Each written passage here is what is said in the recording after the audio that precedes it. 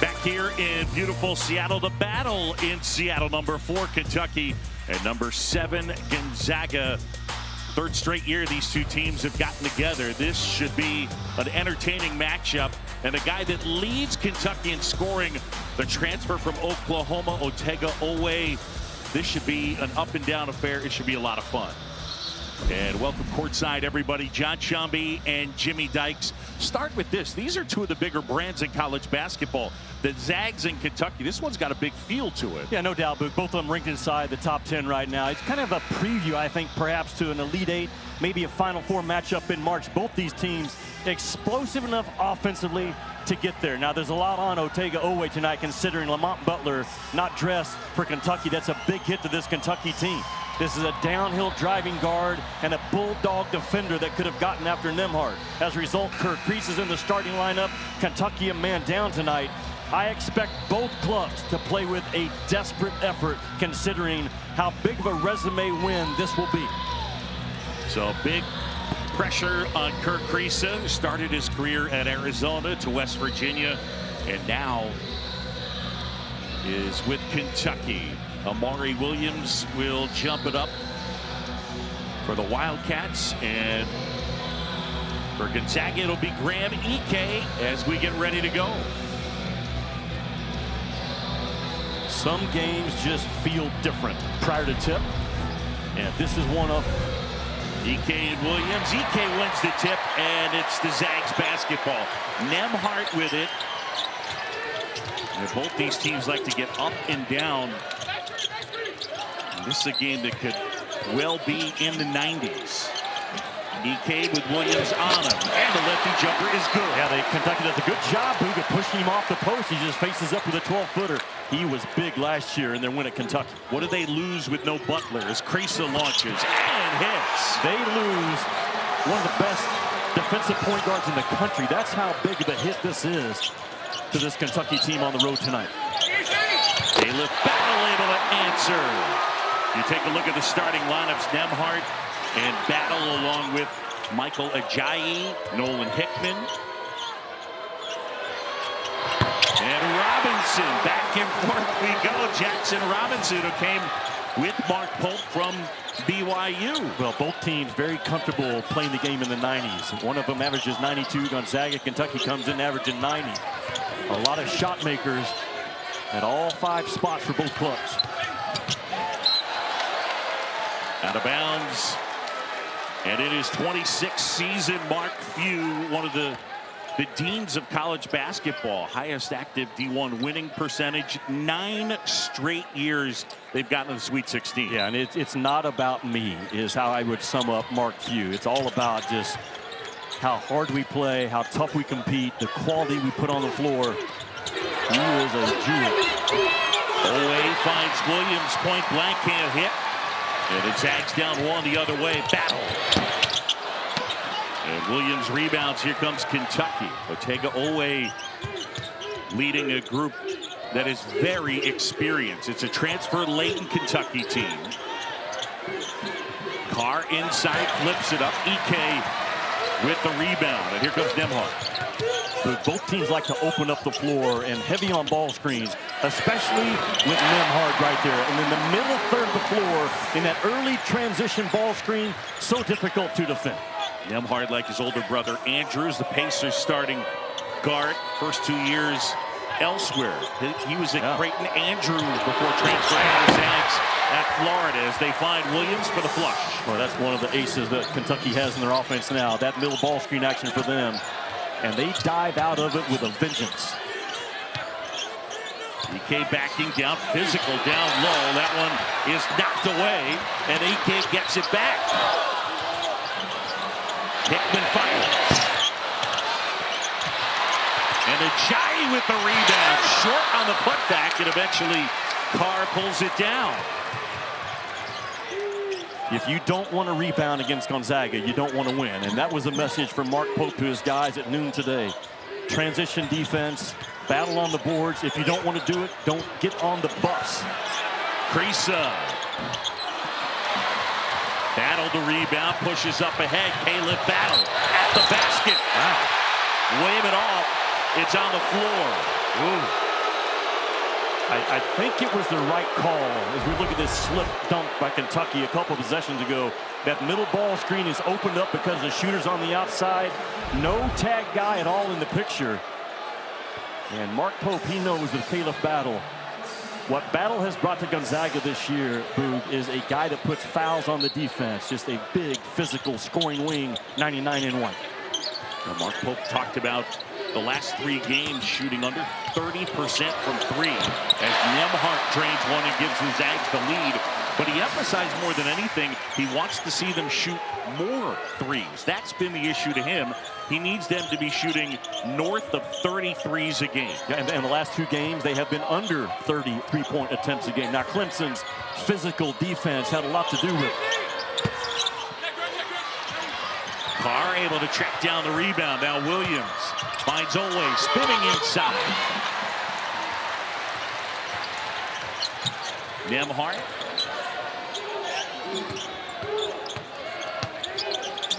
EK.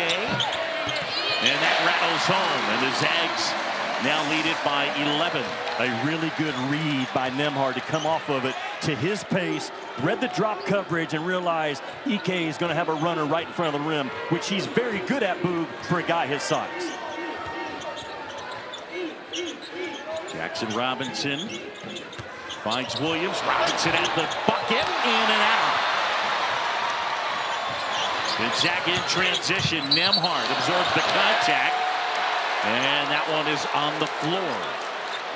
Well, we talked in the open. The oxygen of this Gonzaga offense is Zero in White. His tempo, his pace is always his style. Does not get rushed. Finds EK with a little runner. Really well done by the Zags offense early.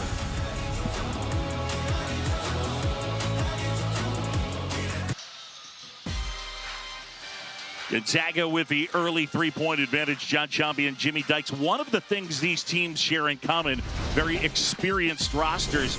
Take a look at Kentucky. How about the ages of this group? You look at Butler, Robinson, Carr, Williams, Brea, all 22. And then go back, Jimmy, the last 4 first-rounders, 21, 21, 20, 19.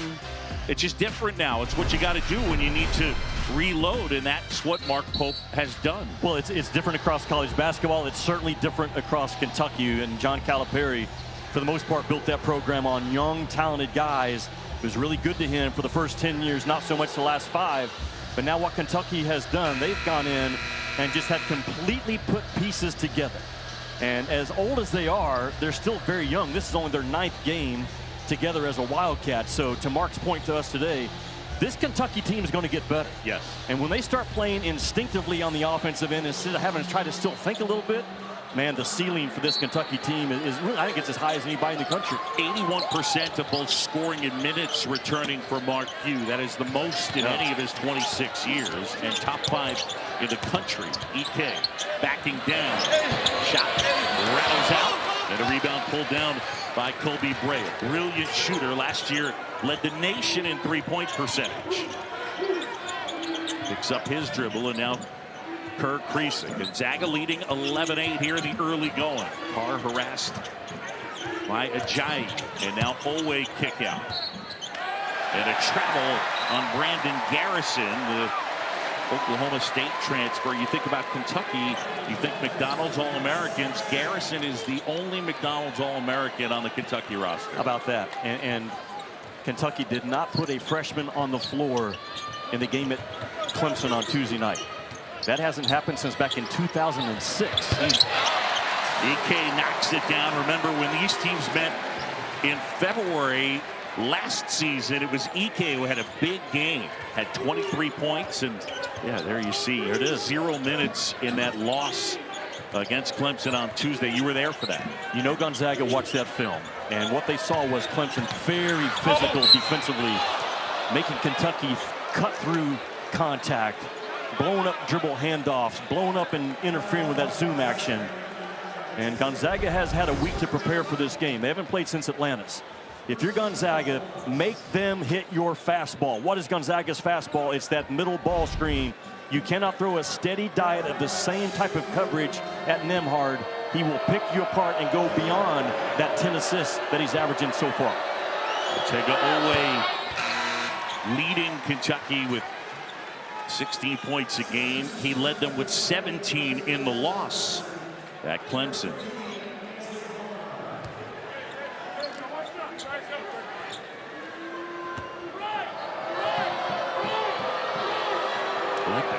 No doubt. Double zero represents his name. That's an easy call. 13-10, under 15 to go here first half. Climate Pledge Arena, the battle in Seattle. Nembhard, left-handed scoop shot, little strong. Garrison the rebound. Kentucky's got numbers. Shoot it. Robinson. And EK the rebound. Nembhard up ahead, battle at the basket. Wow. And it's good. Book in 3 seconds. And you won't find a better transition long pass than what we just saw from Nembhard. He threw a strike like I talked about in the open from about 40 feet away.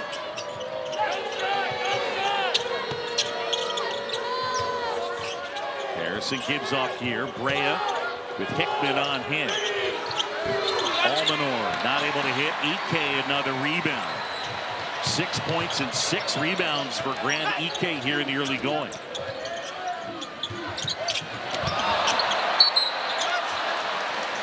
And they get the foul, and EK will go to the line. And that foul is on Kobe Brea. Well, there's no question who the head of the snake is for Gonzaga. And Nembhard just threw a bounce pass full speed from about 40 feet away that bounced up to Caleb Battle's belt. Exactly where you want it done in transition. And I had a great conversation with Nembhard after the shoot around today. What he looks for coming off of ball screens. He understands it, Boog, to the second and third level. Like if they hard hedge, I'm finding the tag defender, what my roll guy is going to have to work through. If it's drop coverage, can I get my own floater off or find my big guy rolling? Like he's next level in ball screen offense. Dusty Stromer has checked in for Gonzaga, as is Braden Huff and Ben Gray.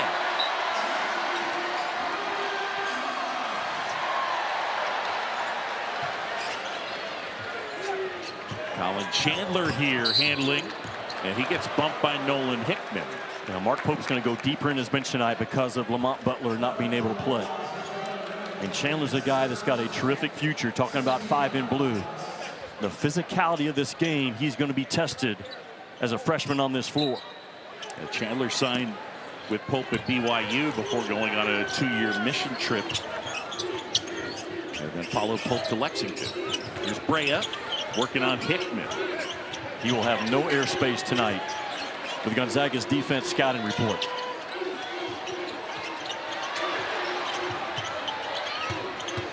Shot clock under 10. Garrison left hand. Just not a good shot. Off balance with the left paw. Low percentage 2-point attempt. Jimmy, I'm going to go ahead and say I won't say shot clock under 10 very often. He will not.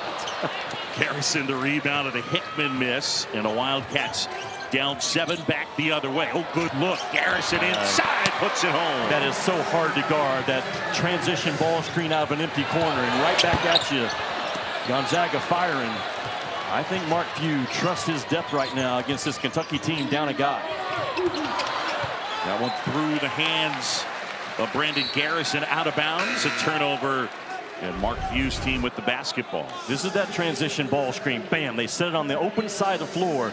So Book, there's no defender in the corner to come off to take away that dive by Garrison. Really well done. Quick striking offense by both Kentucky and Gonzaga. Climate Pledge Arena here. The battle in Seattle. Kentucky and Gonzaga, the top 10 teams. Nembhard step back. Got it. If he wants to get 12 assists, he'll get 12 assists. If you make him a shooter, he'll knock down shots. Truly one of the top point guards in the country, along with Cam Jones at Marquette, Braden Smith at Purdue, Zakai Ziegler at Tennessee. Those guys come to mind along with this kid. And Chandler threw it away. Yeah, Nembhard, the nation's leader in assists, came into the game with 86 of them and only 14 turnovers. And he's a 35, 36-minute guy. He doesn't play tired. Few tries to rest him around that 12-minute media timeout for the most part.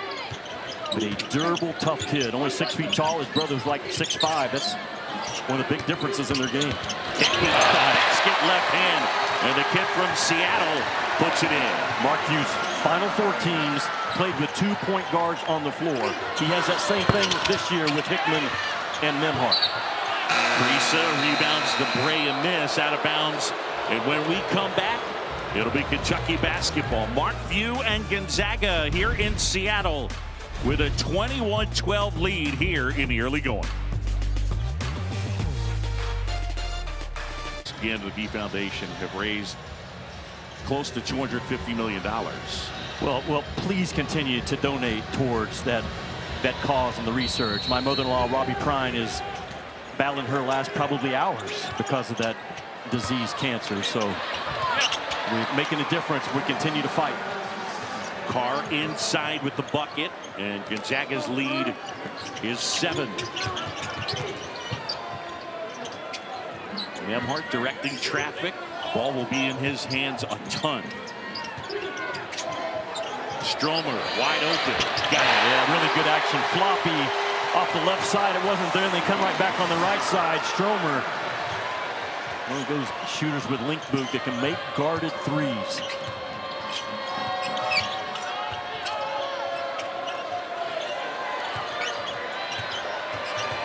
Carr going to work on Greg off the glass and in. A Wake Forest transfer. I like how Carr plays through contact. And he's a spinner, and Gonzaga's going to sit on that spin action. That time he did a good job of just barreling through the chest. One of the rare turnovers by Nembhard. Over and back. 2 possessions to go. Watch what Gonzaga does. They're going to run a shooter, Hickman, off the left side, off of a double screen, and then immediately the bottom guy in that screen, Stromer, just going to come out the other side. So a little different version of Floppy, but still you're starting shooters under the basket, flying out to the side with violent scoring cuts. And Huff with a little bump to give extra space for Stromer and the shot. Oweh at the basket, puts it in. That was a grown man drive by Oweh, just almost making something out of nothing. Again, another body blow basket by Kentucky in this game.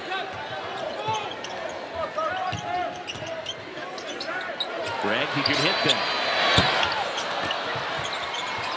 Loose ball. Stromer strips it away. And then eventually the Landis Pool saying kickball. Yeah, inadvertent nod. I'm pretty sure Nembhard did kick this basketball in a scrum for the ball, right? Yeah, I don't know. Man, that wasn't a kick. That was just a ball on the foot.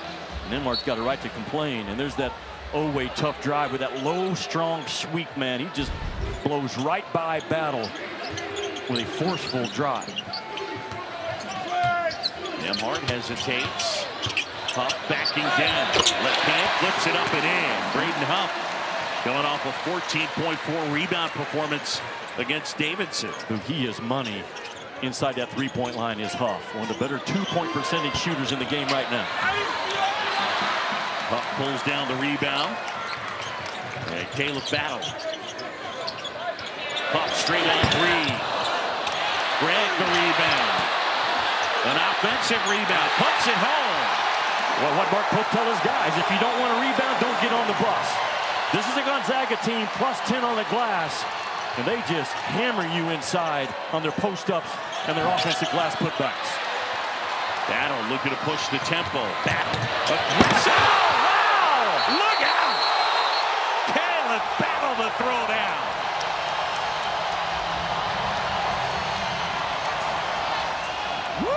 What did we just see?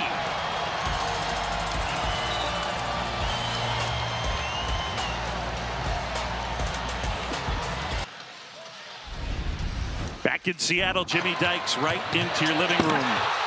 Just jackhammers the ball at the rim, battle in transition. This is the type of guy that Gonzaga has lacked the last few years. A big, physical, punk you at the rim guy. 99 in white, the transfer from Arkansas. And think about this. That was just pure nasty. And now Battle goes to the line. He has not missed a free throw all year, and that's the reaction that everybody got. Even the Kentucky fans in the building looked at each other with a little bit of a possible high five. Good gracious. Yeah, battle. No foul called, huh? No foul called on that one. And you mentioned he's knocked down 38 straight free throws. He's with his fourth school. Arkansas transfer, started his career at Butler, then went to Temple, then to the Razorbacks, and now with the Zags. So his fourth school, and that was a nasty dunk. That was a message-sending basket from Battle to Kentucky. Under 90 goal first half, 30-18. Gonzaga leading Kentucky.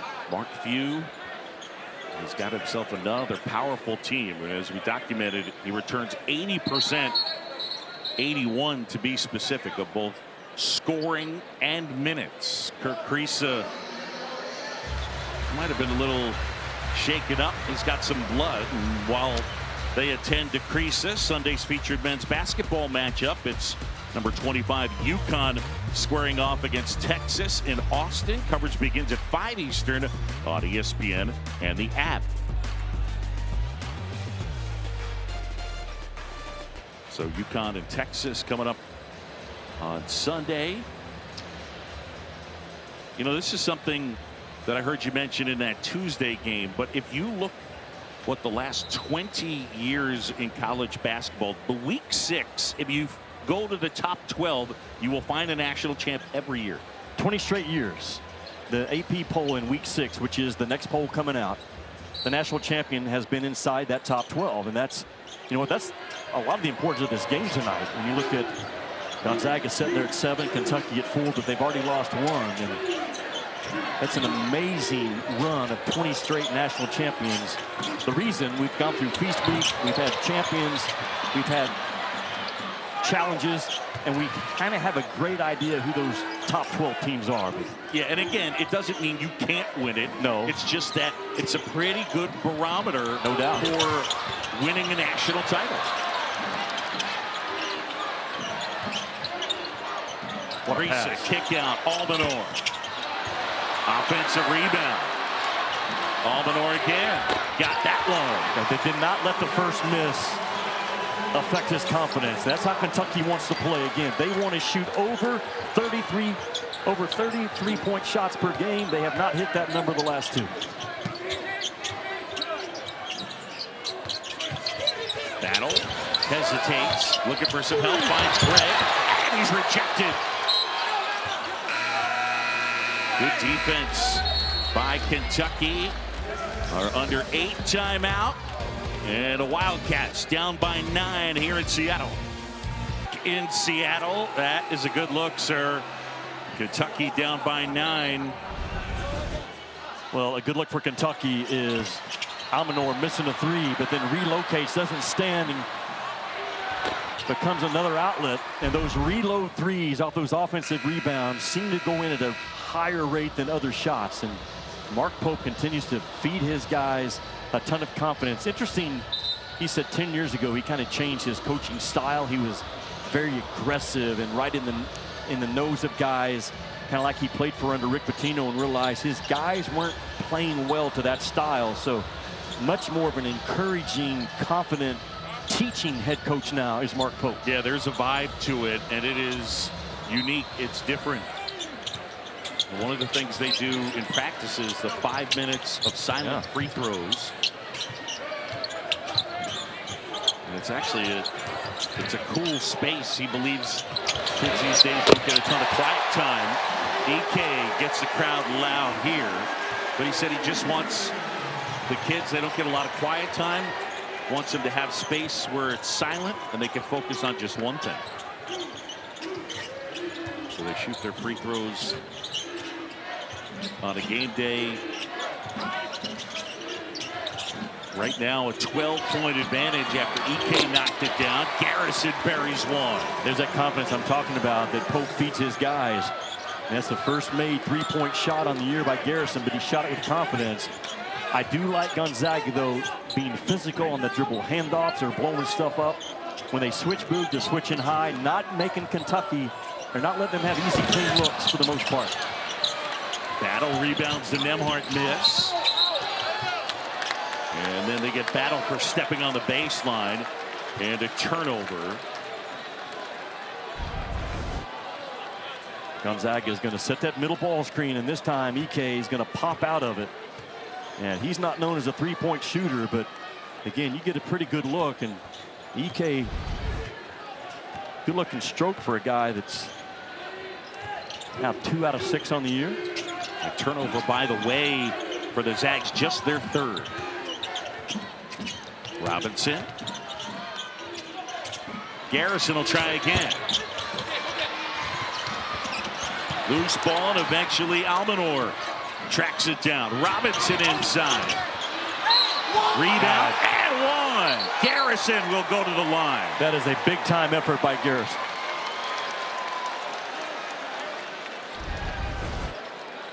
I mean, he gets in there with a loose ball scramble and comes up with it. And his positioning, we backed it up a little bit to see him sprint in. Did they just get Garrison with a tech?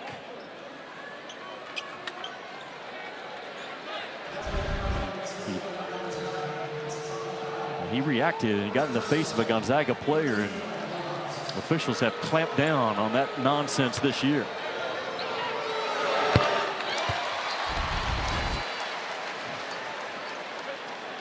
I appreciate the play by Garrison, but then that little extracurricular right there, and quick on the call.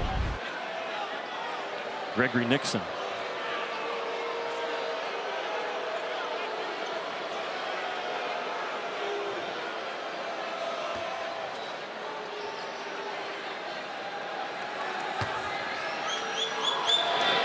Battle knocks that one down. In his career, 87% free throw shooter.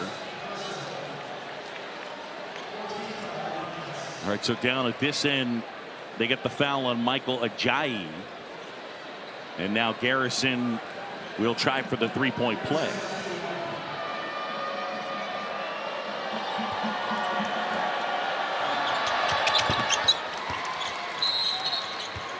The long-term pro potential is there for Garrison, because you see his stroke. There's nothing wrong with it at all. He hasn't taken a lot of in his career. He's that long, athletic, eager to learn kid that could really grow into a special player. Closing out 6 minutes to go. And the Zags leading it by 8.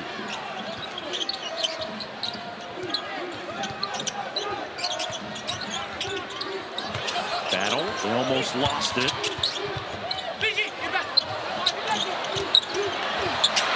Ike gets it, and he's fouled inside. Graham Ike has gotten off to a good start. 11 points and 6 rebounds. And a big lefty will go to the line. That entire series, though, started with Nembhard driving that ball with a purpose. And he got Kentucky in a defensive closeout situation. And Gonzaga, once they got a piece of that paint, that backside opened up for Ike. 8-point advantage for the Zags. Make it 9. Gonzaga, Boog, they are so good at getting the ball inside. And when you look at just post possessions in the country right now, they are 3rd in the country in their post possession usage. And they hammer that ball inside, and it all starts with that point guard, Nembhard. Ike knocks that one down. Well, you look at the transfer portal and how it has affected college basketball. Mark Few was really one of the guys that invested, so to speak, in transfers earlier than everyone else. I asked him, is that a little bit of an advantage in terms of today's world of basketball? He said no, but we know our culture. We know who we are. As Kriisa knocks down that triple.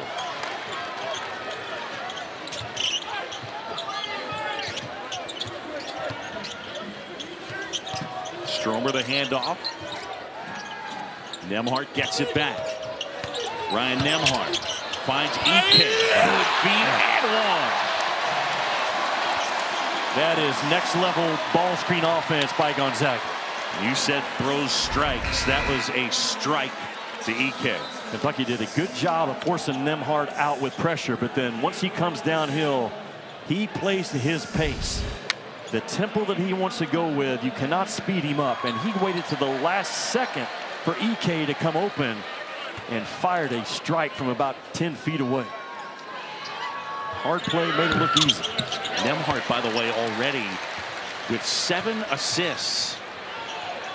And EK with 16 and 6 inside, and Brea gets it to fall. Kobe Brea, the kid from New York City, transferred from Dayton. Great shooter, does work inside there. Yeah, the best shooter in the portal last year was Brea. He's shooting 60% right now from the three-point line. Second in the country. Make him put it on the bounce. EK rattles it home. What a first half for Graham EK, as he's got 18. And remember, we told you last year Gonzaga got things going with a big win at Kentucky, and EK at 23. Nembhard pulls down the miss from Brea. Yeah, Kentucky went into Rupp Arena last year unranked, won that game, and that got on a hot streak all the way to the Sweet 16. And it was EK with a huge game. What a pass. And Ajayi is fouled. Michael Ajayi will go to the line. Luke, the speed of Nembhard on film looks one pace. Courtside, he's got an extra gear. That burst, that explosiveness, really with either paw. Hard to guard. And I know we mentioned it, but Dan Schulman did want me to mention he's from Canada. I'm sure Dan's watching. He watches every game that he's not doing. Yes, he does. Ajayi knocks it down. Sunday night, our women's college basketball matchup is a top 10 showcase between number 3 South Carolina and number 9 TCU. Coverage begins at 7 Eastern on ESPN2 and on ESPN+. I'm big on TCU's team this year. They were picked 5th in the Big 12. I think they got a great chance to win the Big 12. Think about this. Oklahoma last year was picked 5th. They won it. I think we missed on the preseason expectations of that club. Haley Van Lith, Sedona Prince, a big 6'7" post player, and the three-point specialist Madison Connor. That will be a game to watch. Robinson hesitates, kicks it back out. Again, no Lamont Butler out with the ankle injury sustained on Tuesday. Chandler can't hit. EK another rebound. Under 4 to go here first half. And Gonzaga has been in control. John Sciambi, Jimmy Dykes. The 2024 battle in Seattle. Emmanuel Inocenti into the game for the Zags.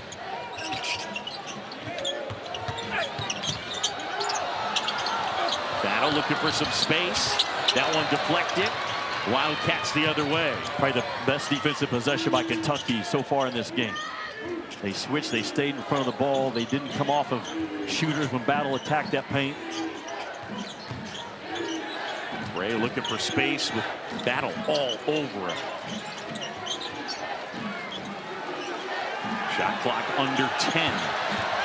Carr weaves inside, had it knocked away. I think that was Inocenti. Feed down low, Ajayi off the glass and in and out.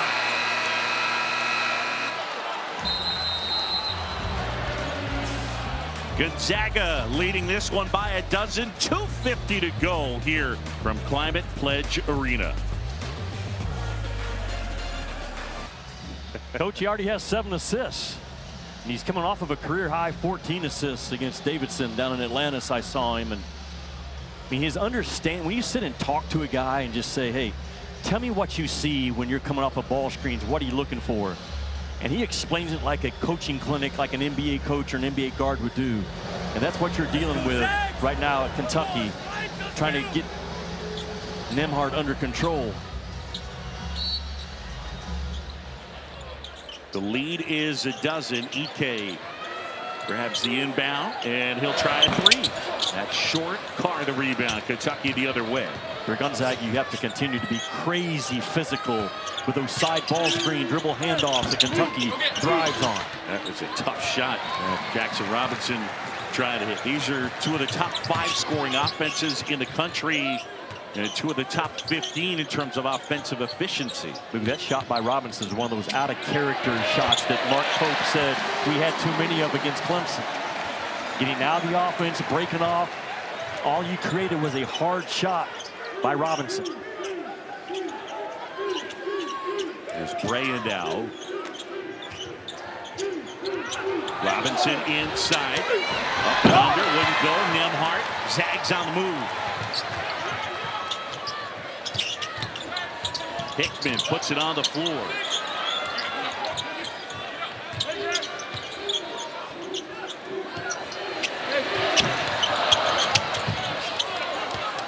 Travis Perry is checked in for Kentucky. Brea finds Carr. Thought about firing one up. Man, they have been on Kobe Brea. Just no space to shoot. And there's Perry. EK the rebound. Feels like a dangerous last minute 19, right, for Kentucky? Yeah, long scoring drought for Kentucky. It's gone almost 4 minutes, and they missed 6 straight shots.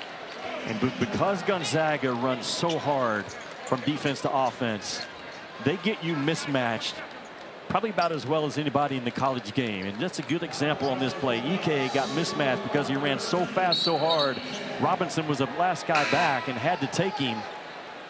And therefore the foul occurs. Gonzaga just clicking offensively on all cylinders. And the oxygen now finally gets a break, and Nembhard going to the bench. How about EK in this first half? 18 points and 8 rebounds for EK.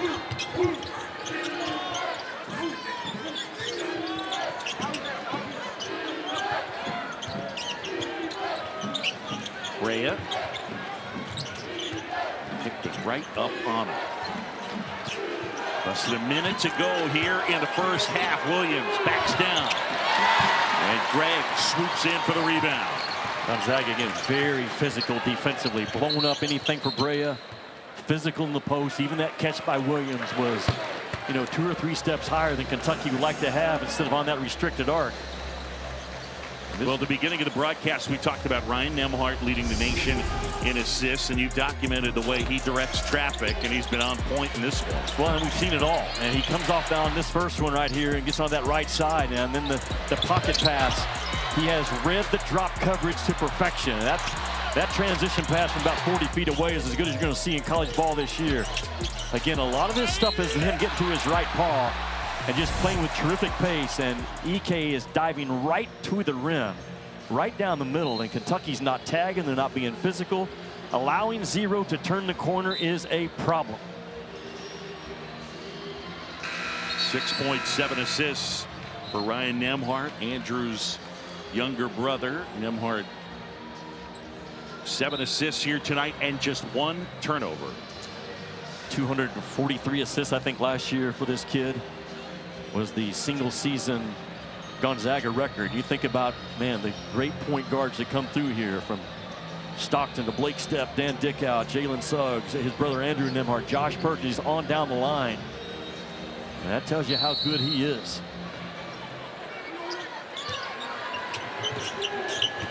Hickman has it, turns the corner, flips it up, and it rolls home. Nolan Hickman. He's got around 20 people here tonight. He hails from Seattle. 20 family and friends. So busy with the tickets, and he flips that one home. An 8-0 Gonzaga run. Carr inside. He's fouled, and he'll go to the line. Andrew Carr. Kentucky has not shot the ball well in this game. The issue for them is there's no resistance on the defensive end. If it's not Nembhard, it's Hickman just coming off and getting downhill, not stopping the ball, not blowing things up, not being physical, melting on screens. The same thing that Mark Pope's going to talk to his guys about at halftime. You're allowing Gonzaga to get halfway to 100 in the first half. They're coming off getting knocked around at Clemson, and now they come to Gonzaga. A brutal 2-game stretch will resemble what they're going to run into in the SEC. And it's going to be a tough year in the SEC for everyone. The ACC found that out firsthand this past week. I mean, Joe Lunardi's latest bracket, 12 teams out of the SEC are projected to be in that NCAA tournament, and that number could hold.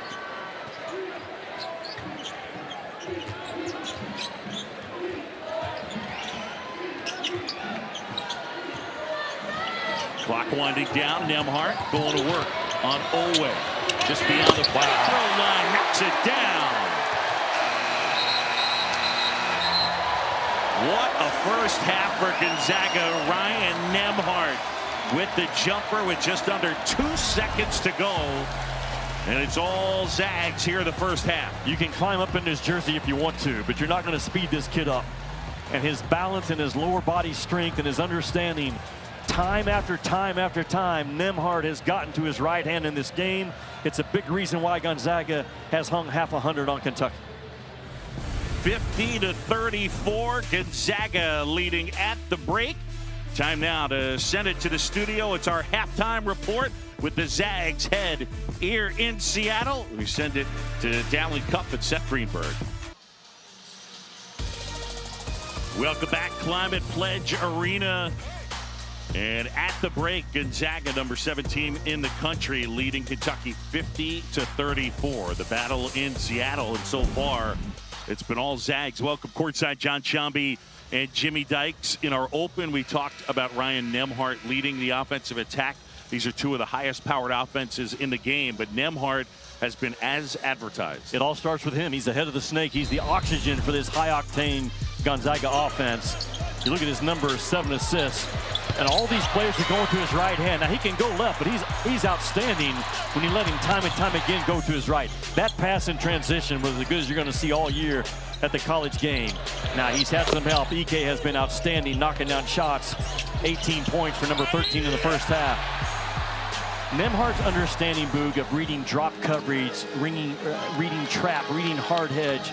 It's as good as we have in the college game right now, and as a result, he's 8 points, 7 assists, and complete control of this basketball game off the bounce. Yeah, just one turnover. Gonzaga turned it over just 4 times in the first half and shot over 50%. Kentucky got to find some answers really at both ends of the court, as they did not make a field goal the final 5:06 of the first half.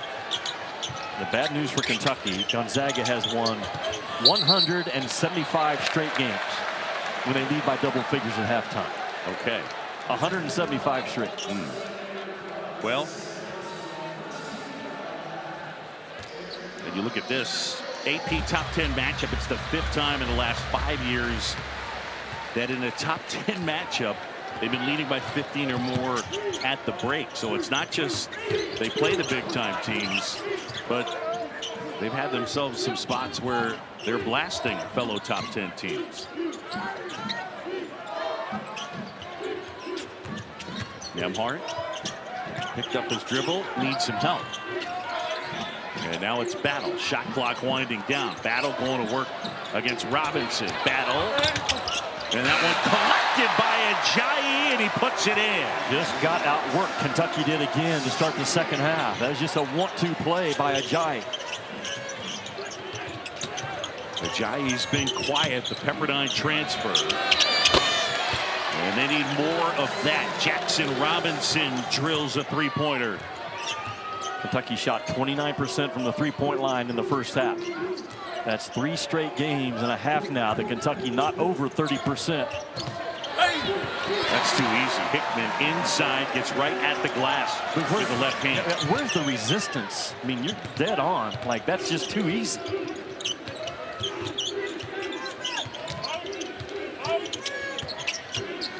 Kriisa gets inside, flips it up and in.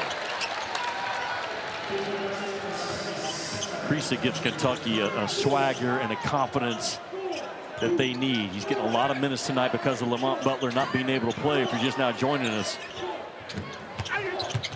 Battle inside, off the window, and in. Caleb Battle with 2 more. It feels like Gonzaga can take the ball anywhere they want, anytime they want against this Kentucky defense. Caleb Battle with 11. And the Zags come out of the half. And Battle takes a bad one. They just gets outworked by Ajayi, just pursuing the basketball. But now look at all these drives. Just opening up the hips, not staying in front of the ball, playing through contact. And it's multiple guys from Gonzaga right now individually winning their one-on-one battle.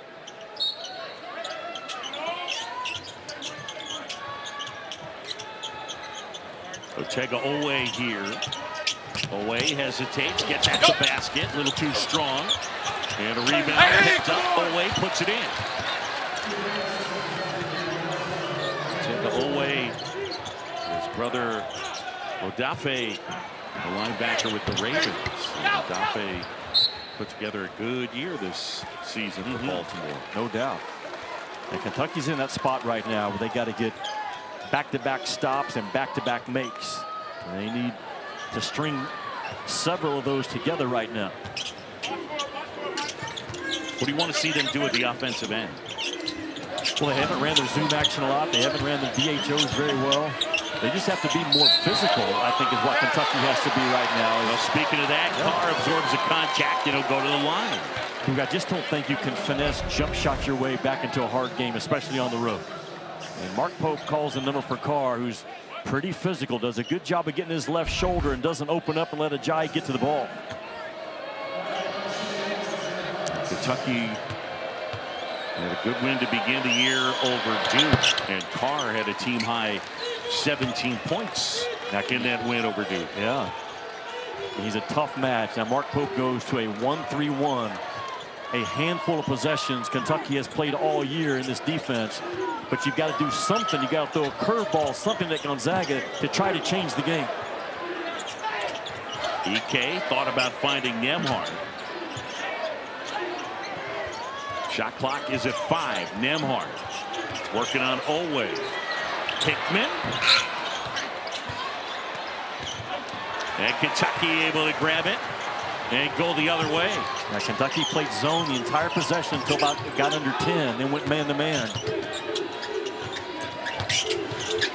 Robinson feed inside, and Williams with the two-handed stuff. So Kentucky has changed the game. Mark Pope just one possession of zone that ended up to man, gets a key stop. And now Kentucky playing with force, Boog, on their offensive end. It was Carr the last possession, and now Jackson Robinson drives that ball. Instead of throwing up something off of 1 foot, he plants 2 and finds a backside, and all of a sudden, got a ball game in Seattle.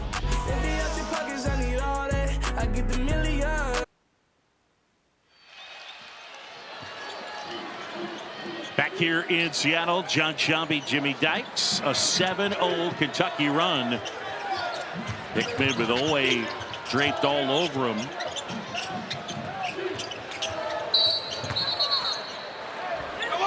And they get a foul inside on Amari Williams. So Boog, all Kentucky's doing, they're showing zone alignment, 1-3-1, but then they're quickly going right back to their man-to-man, just slowing Gonzaga down a little bit, trying to confuse him, make him think, take that early ball screen action away from Gonzaga by showing zone.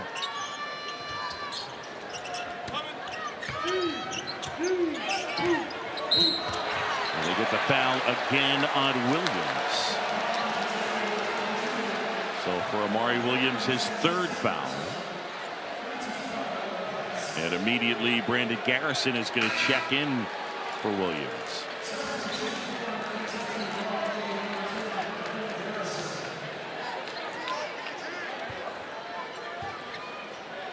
Nembhard to trigger on the baseline. Gonzaga leading by 10.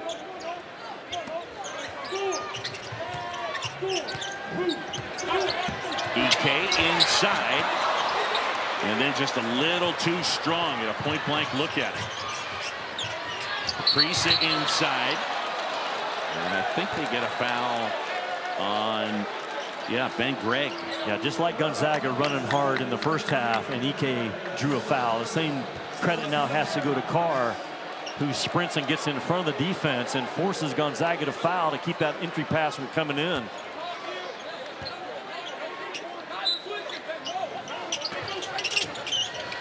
Jackson Robinson catches.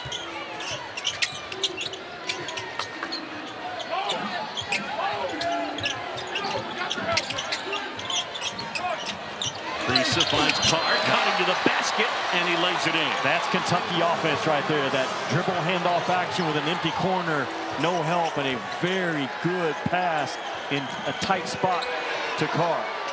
11 for Andrew Carr. EK in close. That wouldn't fall.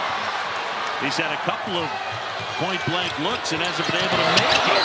Oweh is fouled as he goes aggressively to the rim. And this is a different-looking Kentucky team here to begin the second half. How about the fight back by Kentucky, man? If you're a part of BBN, you got to stay up and appreciate what Kentucky has done coming out in the second half. That side empty naked corner action by Kentucky is good to them so far.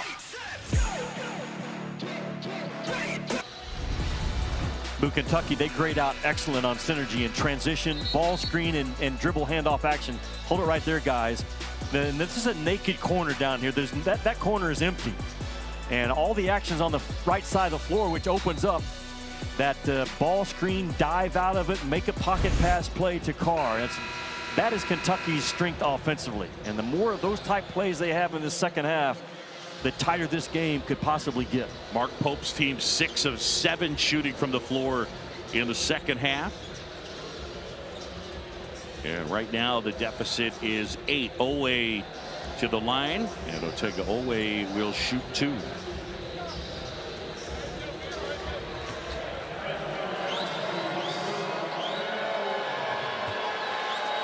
Well, there's a lot at stake in this game.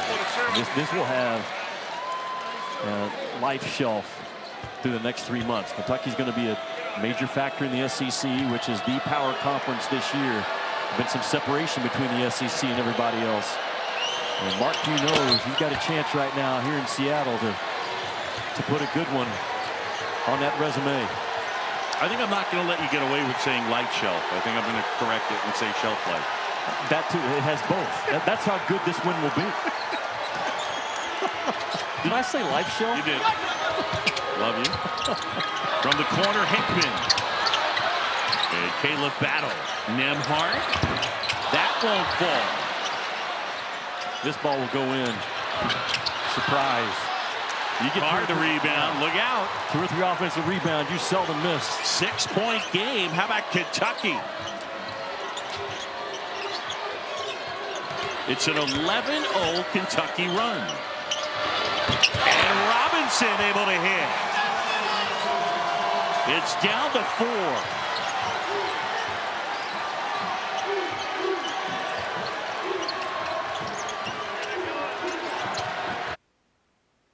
Battle, little pocket pass. Greg rattles that one home. A really good find by Battle not to force it himself. And again, Gonzaga, that middle short roll action has been so good to EK and this time Greg. Gonzaga had been 0 for 8 before that make. Jackson Robinson, elbow jumper. I got it. Oh, the loose ball, Kriisa. And had the opportunity there to get it back to within 4.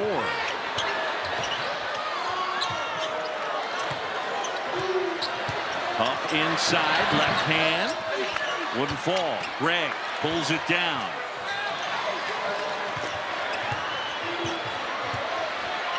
Up again, step back, short that time. And Jackson Robinson comes away with it. Kentucky showing a lot of fight here in the second half. And Mark Pope slows it down. Now he's got the play calls in front of him.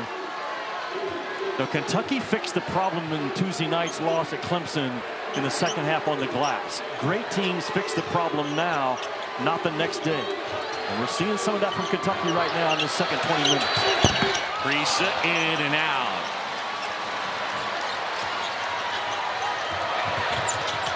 Hickman to Nembhard. 3 wouldn't go, but Greg, an offensive rebound. Boy, 3 straight possessions by Gonzaga. They've gotten an offensive rebound out of it.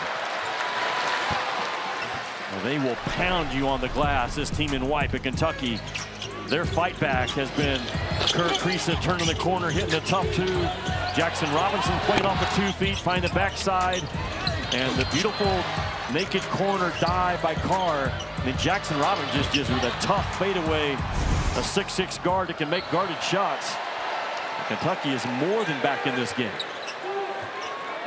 58-52, under 13 to go. Climate Pledge Arena in Seattle. Kentucky shows that zone again, but then they're quickly into their man on the first pass.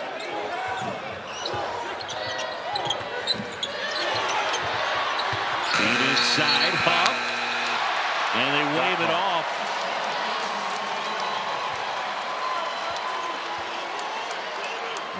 Shot clock violation, I'm pretty sure. Yep. Huff cut in front of Brea just a second too late. So 6-point game. Kentucky gaining confidence.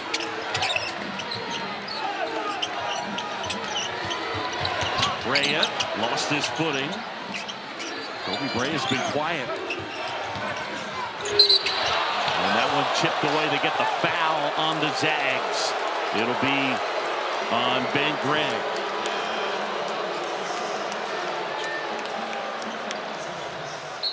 Sunday we'll have the exclusive reveal, the final college football playoff top 25 rankings. It's a 4-hour special. Reese and the fellas will break them down from top to bottom, unveil the matchups for the new 12-team playoff. It all starts noon Eastern on ESPN and the app.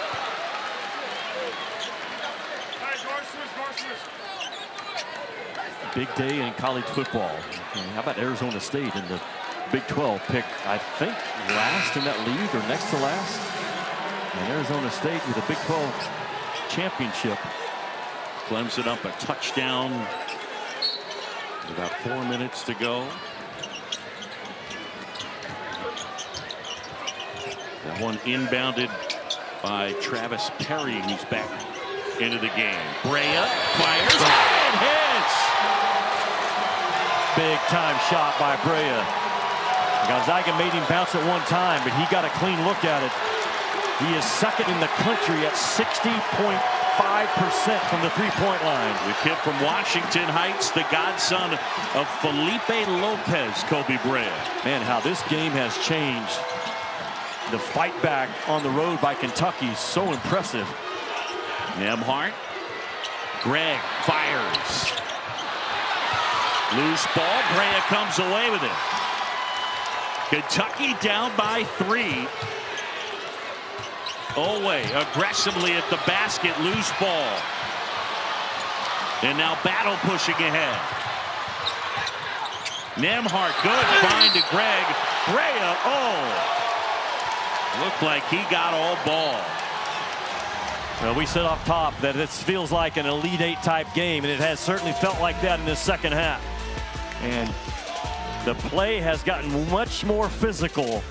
Kentucky now ringing the bell as well. Brea, you cannot go under an elite shooter like Battle just did. Kentucky, you look up, 58-55 in Seattle.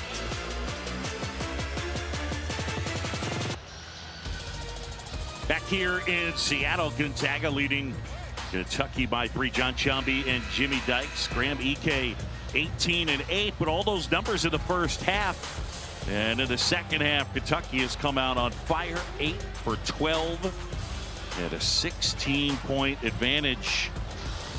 Gonzaga's led by as many as 18, and it's down to 3. Well, Kentucky much more aggressive, Boog, on both ends in this second half so far. Now, what has helped Kentucky, they've also made 2 out of 3 in the second half from the three-point line. And it's a team that, again, they want to shoot 30 or more threes. That's straight from Mark Pope. The numbers are going to be there in terms of attempts. Do they have enough makes? But what they have done, Kentucky, again, they have not jump shot their way back into this game. They have driven the ball and played with much more force around the rim. Gregg gets them both. 60-55, under 11 and a half to go in Seattle. Got a good atmosphere and a good crowd. Full house here at Climate Pledge.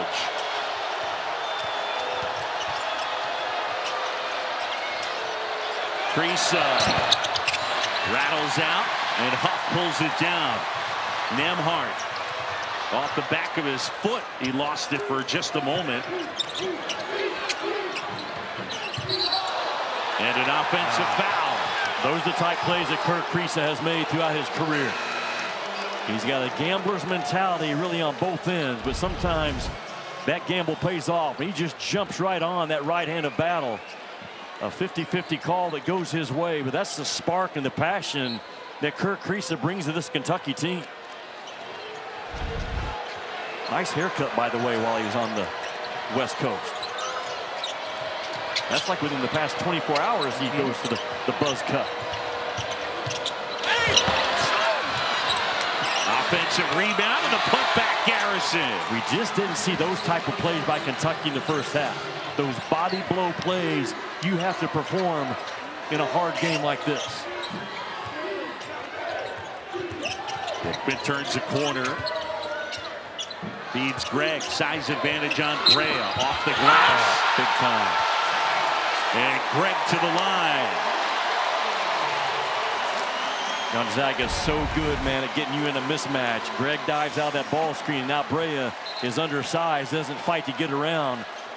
And Greg makes him pay. Big Ben Greg coming off a 24-point performance. 8 rebounds in their win against Davidson. He averages 9.5 and 5. He's also an 83% free throw shooter. Gonzaga, one of the better free throw shooting teams in college ball coming into tonight. 82% overall at the club. 82% is going to get it done. No doubt. 6-point lead. Feed to the post. Carr off the window and in. I love what Mark Pope has done with his offense. They are hammering that ball inside and matching Gonzaga with what they like to do with their post-ups. Nembhard.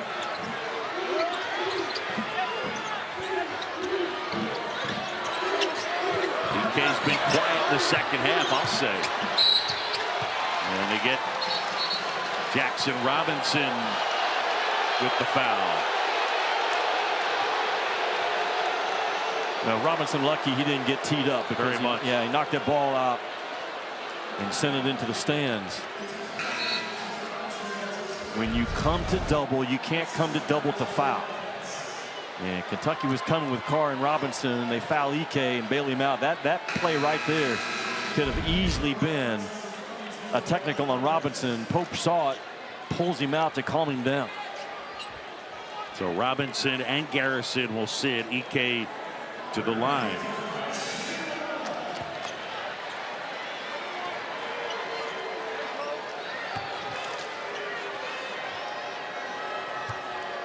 Ike looking for his first points of the second half, and he misses the front end.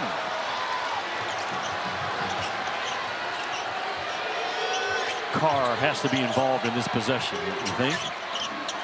As good as he's been, And here he is. yeah. And they get Ike with the foul.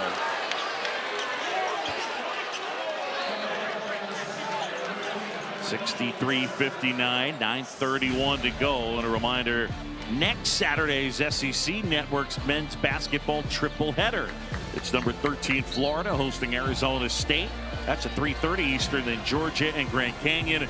And the night capped off by 10th ranked Alabama hosting Creighton. Boog, Florida's as good as anybody in the SEC. I know Auburn and Alabama, Tennessee's probably going to be the new #1 team in the country. I think Florida's right there with the best of them. That trio of Elijah Martin and Walter Clayton Jr. and Will Richard on the perimeter can play with anybody at those 3 guard spots in the college game. Carr saying he got hit in the head, so they're going to the monitor, I think, to look at it. Just to make sure it is not a flagrant. Yeah. Yes, he flashed right here. Oh, yeah, he got raked across the face by Ike, but I mean, Ike's just trying to make a defensive basketball play. That's a hard slap down. I guess they could view that as excessive and unnecessary, but to me, Ike just making a swipe down play on the ball. Right. But he did get him across. Yeah, he did. Here, the forehead or the face first, right? Right there. There, yeah. And you can't judge intent. You just go by what the play results in, and that was hard contact, obviously, to the face of Carr. And this could get escalated to an F1. I wouldn't be surprised either way. The Landis Pool coming over to let us know what they're going to end up doing. But Carr, as of now, drawing the contact. Jimmy Dykes, what do you got? Well, they're going to stick with a common foul. That was what was called on the floor. They take a look at the monitor, and they say we're going to just stay with a common foul.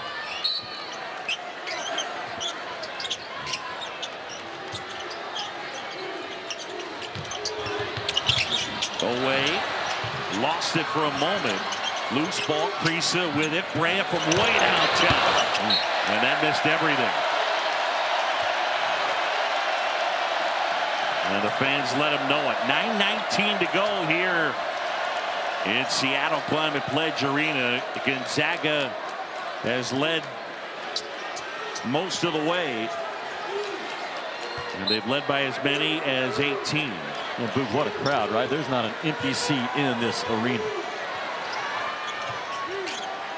Two of the biggest brands in all of college ball. Gonzaga and Kentucky. That's probably the end. Those shoots are too good. Hickman not able to hit. Carr working on Greg. Carr inside, in and out. That's tipped out. Kriisa lost the handle. Might have rolled his ankle. Nembhard off the glass and in. I'm not sure what happened to Kriisa. And he's grabbing his calf. It makes you think it's a cramp.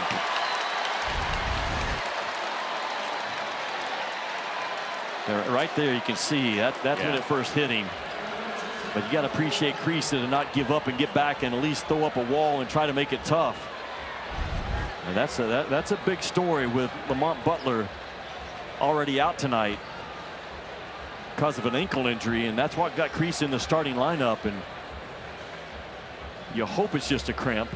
And Lamont Butler in the sweats, an ankle injury in the second half, injured his right ankle, just rolled it, non-contact situation. Good physical point guard, their top assist guy.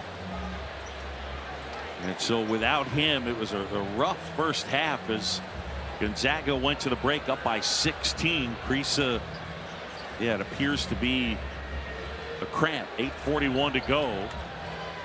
And a 6-point advantage here the second half. Andrew Carr in Kentucky have pushed right back into it. Well, you forget or don't realize how big Carr is. He's all of 6'11" and 230. But man, is he good on the move. You can throw him the ball about any situation. He's got a good set of paws, doesn't fumble things in traffic. And he has been a force in this second half so far, doing damage around the rim, getting fouled. And Mark Pope continues to get play calls for big number 7.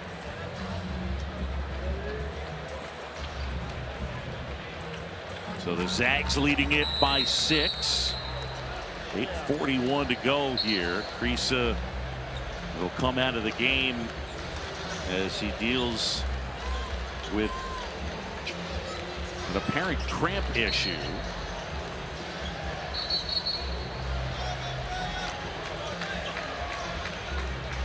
And now Jackson Robinson actually has played some point under Mark Pope at BYU, and he's going to assume the point guard duties for a few minutes here at least. He and Oweh will be the primary handlers. But now Jackson Robinson goes from that 6'7" shooting guard to actually a point guard. And if you're Gonzaga, you try to get all over Robinson and prove that he can handle this thing under pressure. Nembhard right up on him. Brea. The deficit is 6. Brea feeds the post. Williams working on EK. Williams banging down low. Shot's a little strong, but Oweh comes away with it. Well done, Otega Oweh. Yeah, Carr kept it alive and Oweh ran it down.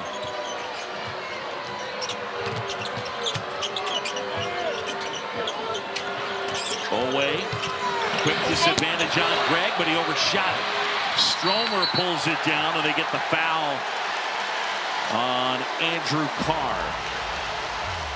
8 minutes to go in this one, and in Seattle, a top 10 matchup. We get a good one. 65-59 Zags.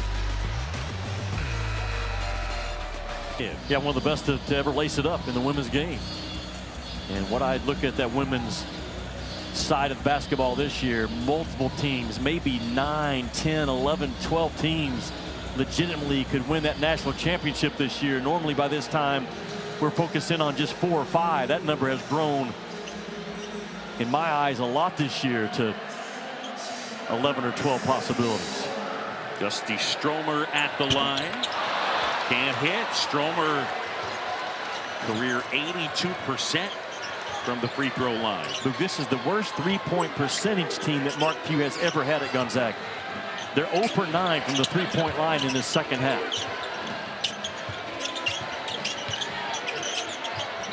Nembhard chasing Jackson Robinson all over the court. And a flush. I'm telling you, just keep going to Carr. To me, he's quicker than those bigs of Gonzaga, diving out of those short roll actions, and just brings the hammer. Andrew Carr with 15.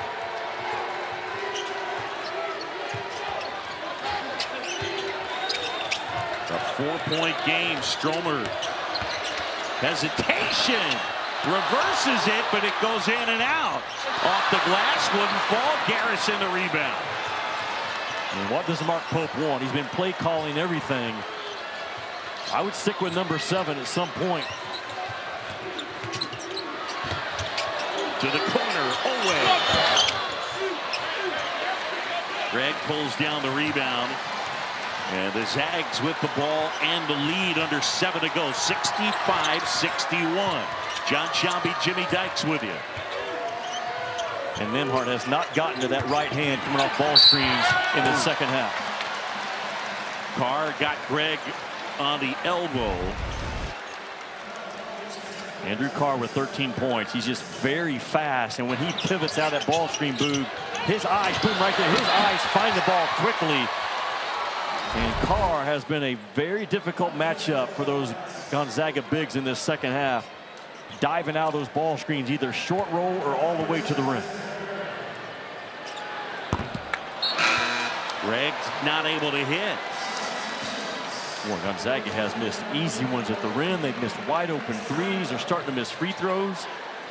Kentucky feeling a lot of momentum on their side.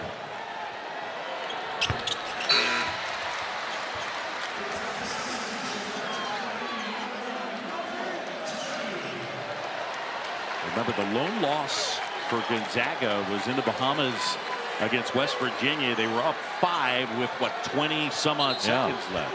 Couldn't handle the press, which is unusual when you got 2 experienced guards on the floor. Tuesday night, Tennessee will probably and should be the #1 team in the country when the poll comes out on Monday. Some pressure from the Zags. Nembhard, Ajayi as they get it off. Brea fires. Oweh the rebound. Off the glass, wouldn't fall. Tip. I think that was Battle that came in there and battled.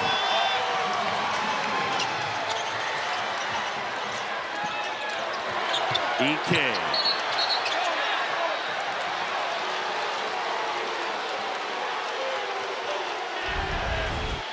And watch Kentucky fight on the glass. And it's multiple guys. Oweh went and got to start with, but Battle right here comes up with a big tip.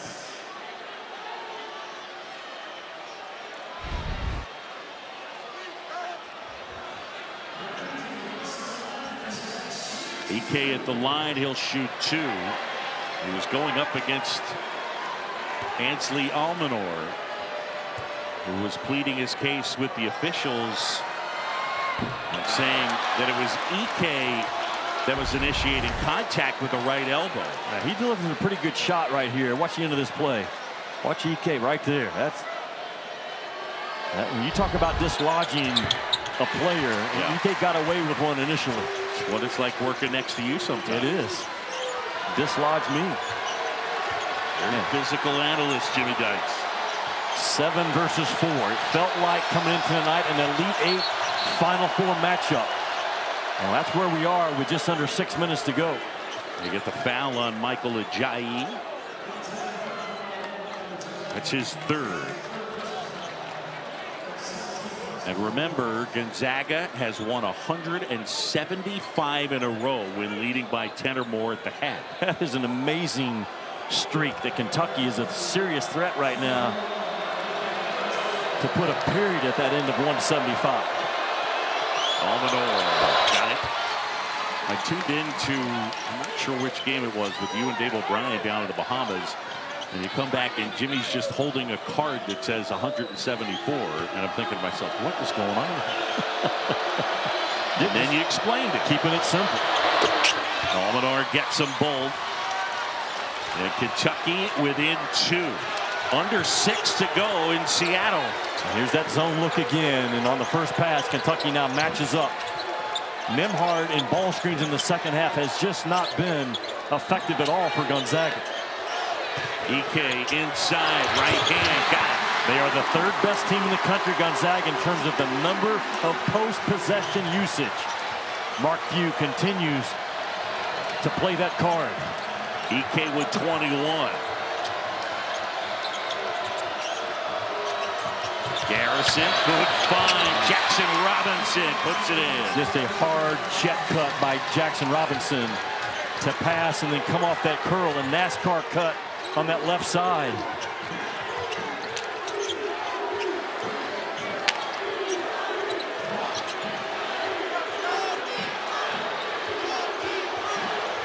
Nembhard, screen from EK. EK gets it back off the glass and in, plus tags. Well, eventually that middle ball screen is going to come into play for Gonzaga. And Nembhard just a couple of times in this second half has been able to get to it. But on the other end first, this little NASCAR cut by Jackson Robinson just right here on that left side just turns on the gas pedal and beats Nembhard to the rim. And then right back at it, Nembhard goes to his left and finds EK rolling all the way to the rim. The pass delivered right on target to 13 in white. Graham EK, the transfer from Wyoming. Again, it was last year when these two teams got together. And Gonzaga, unranked, used the win at Kentucky and 23 points from Graham EK to get their season going and eventually on to their 9th straight Sweet 16. 5-point advantage. Gonzaga with the lead, but Kentucky has fought back. They were down by as many as 18. Brea with Hickman on it.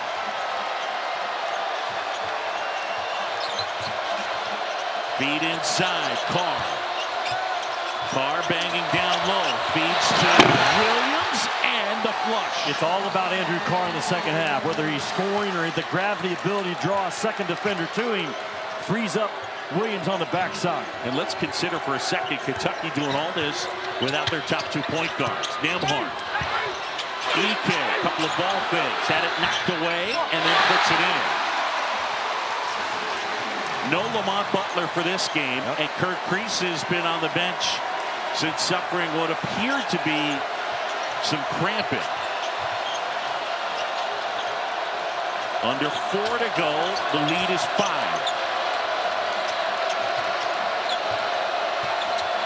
Robinson. Oh, and it goes. That's a 2. What a soft shot, though, by Robinson. You shoot line drives, you don't get that bounce. He withdrew from the draft right before the deadline and then followed Mark Pope from BYU to Kentucky. Nembhard gets it to Ajayi.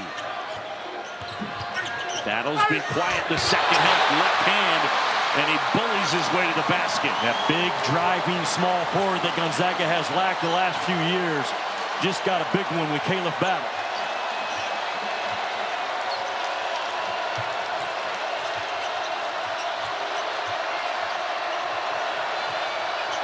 Robinson. Brea in the corner. And Williams.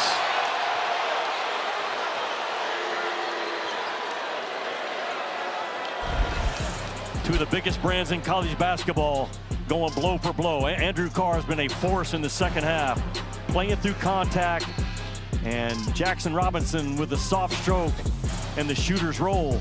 But on the other end, Caleb Battle getting to that left side. We got a heck of a finish in Seattle with under 3 to go. across the country. Dylan Harper at Rutgers, to me, is the best freshman right now in terms of projecting a pro. Obviously, Cooper Flagg, the Demon kid at BYU, that outstanding freshman class. You look at the game summary, Ike with 26. That's a game high. Andrew Carr has helped lead the Kentucky comeback. And in the second half, a red-hot Wildcat group, 52%.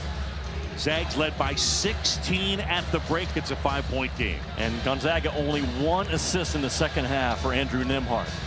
And Mark Pope's a smart guy. He changed his defense up just enough to get Gonzaga kind of out of their ball screen rhythm.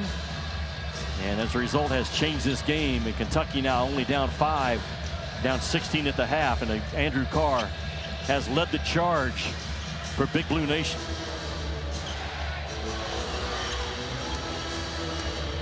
Amari Williams, the kid from Nottingham, England, the Drexel transfer.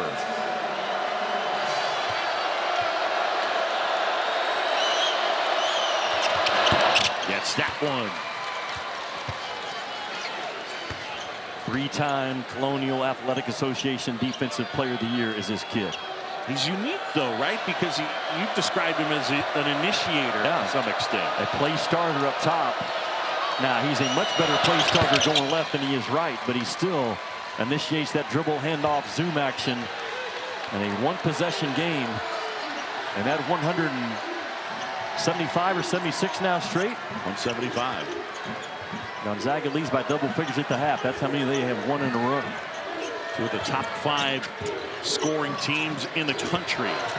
Ike. Soft jumper, short. Brea the rebound. And that time Kentucky went zone and stayed zone the entire possession.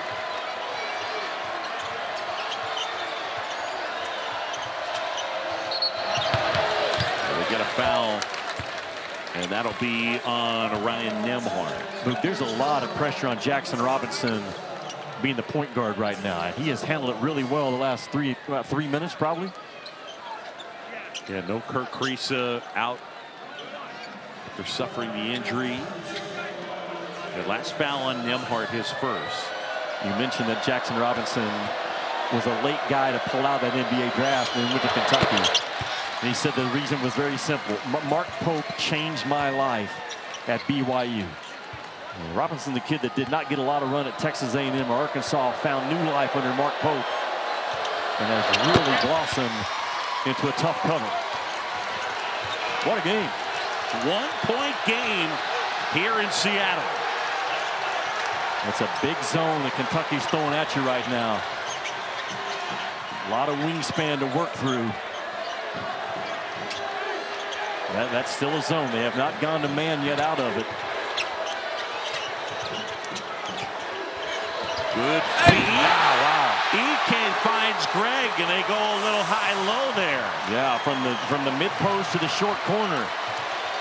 Terrific interior passing by the Zags.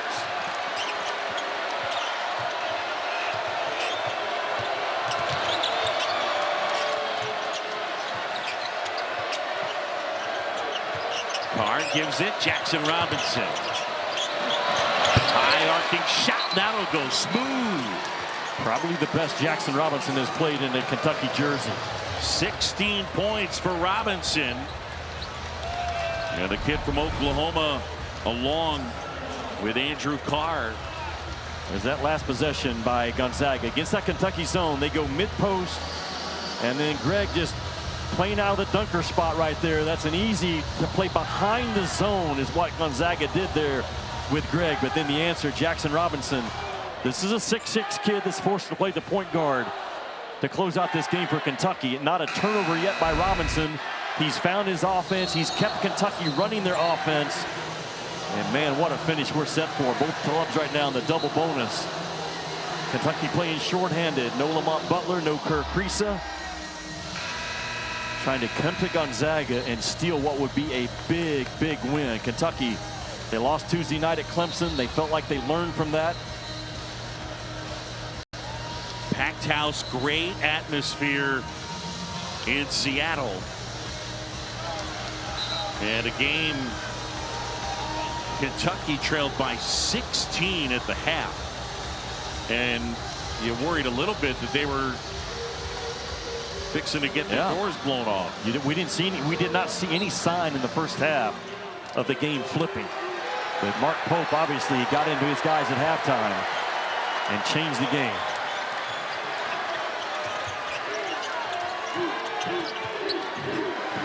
EK going to work on Williams. EK inside, nice move up and under.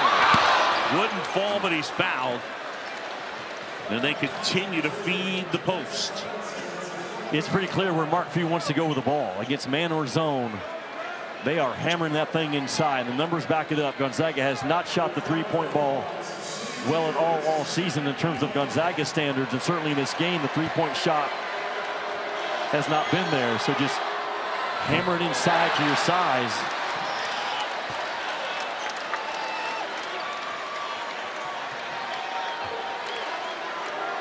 The last foul, by the way, on Jackson Robinson. It's his fourth.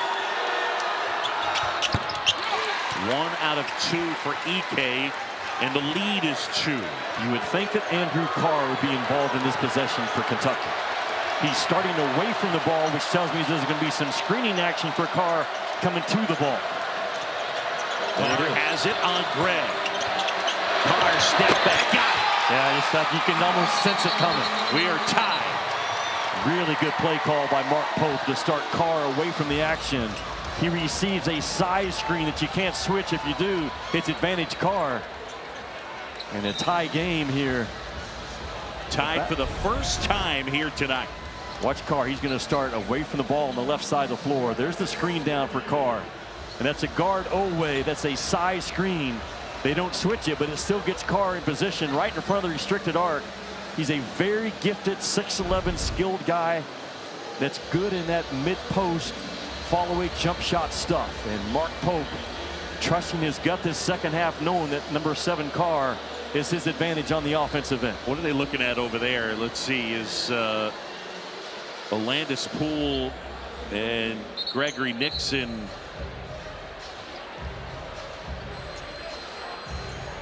We're quickly reviewing something. 58.1 to go, and we're tied at 79 apiece. Gonzaga with the basketball. So the Zags, who coughed up a big lead, and Kentucky showed a lot of fight.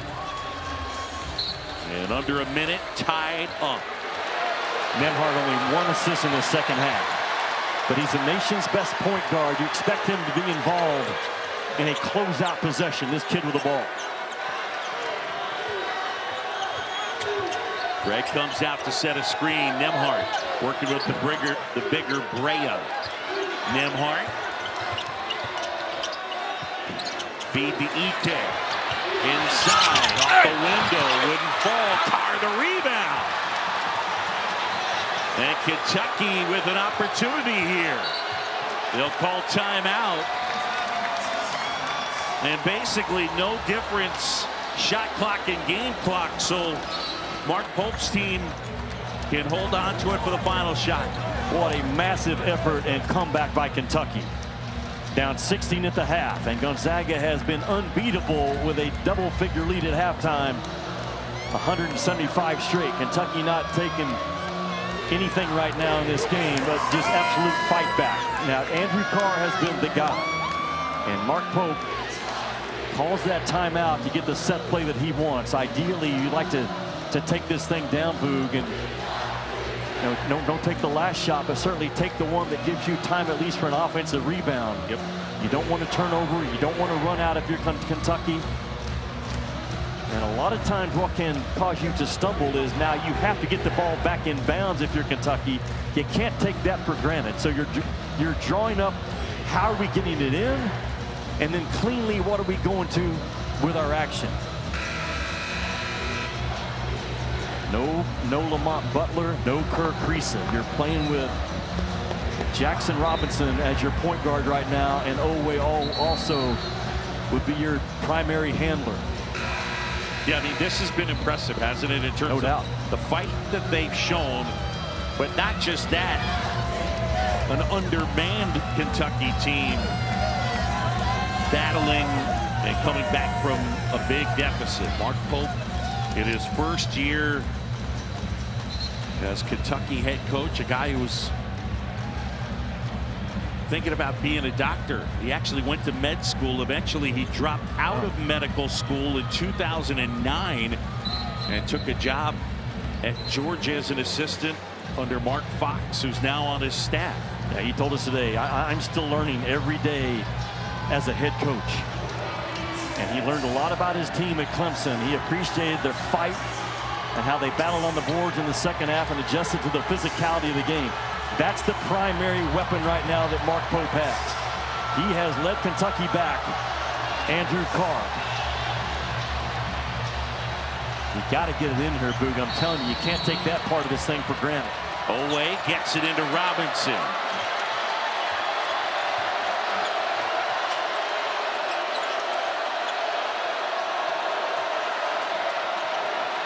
But a half-second difference. Caleb battle on Oweh, who holds. Carr runs at him. Oweh at the basket. Rejected. Brea. Short. And we're going to overtime. Oh, man, a couple of good looks at it. Well done by Kentucky and well defended by Gonzaga. And how about the block by Ike? Oweh gets downhill with force. And right here, it looks like he's got a really good look trying to go for the lob to Williams, but Ike just erases it. And Brea at the buzzer just doesn't quite get it down. Man, what a game in Seattle.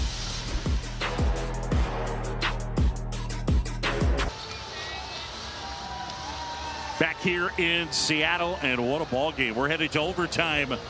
Kentucky and Gonzaga locked up 79 apiece. John Chumby and Jimmy Dykes. Ike's been doing it at both ends. How about this block? What a big time block by Ike, because Kentucky's trying to throw that lob to the weak side of the rim.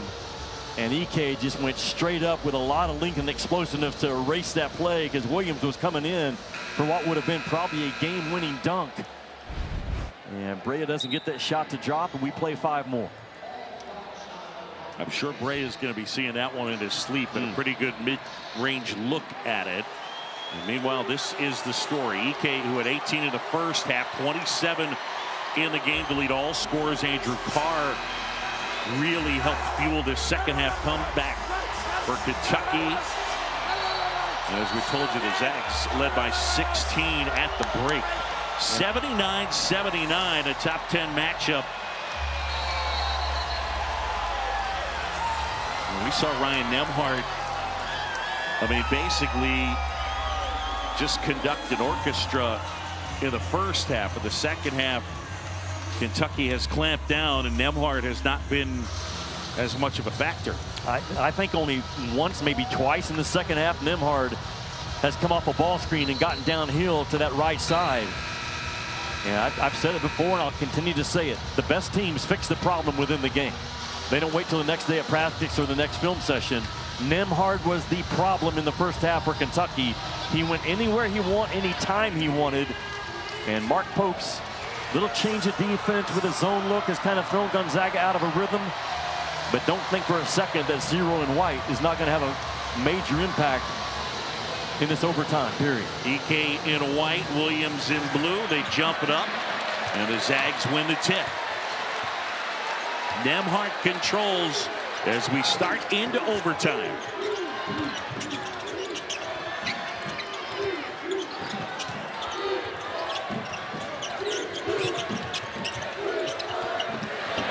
Greg inside, had it blocked. Huge defensive play. And now right at the basket, throws it down, and Kentucky has the lead. How about the pass by Robinson at 6'6"? You got your third string point guard making plays in overtime. Oweh just nasty out of that corner. Nembhard off the mark. Pretty good look at a 3. Robinson up and high. Finds Williams, who puts it home. Mark Pope may have found a new point guard in Jackson Robinson. It was Andrew Nembhard for Gonzaga in the first half, and now it's Jackson Robinson as a passer to start this overtime period. Robinson right there at 6'6". Throws a strike to Oweh, who doesn't mess around with it, just attacks the rim. And this pass right here, high risk but great reward. And appreciate Williams to get out in front of the defense. Big guy running rim to rim, and Big Blue Nation chant starts here in Seattle. Kentucky could play in Russia and Go Big Blue would break out at some point. 83-79.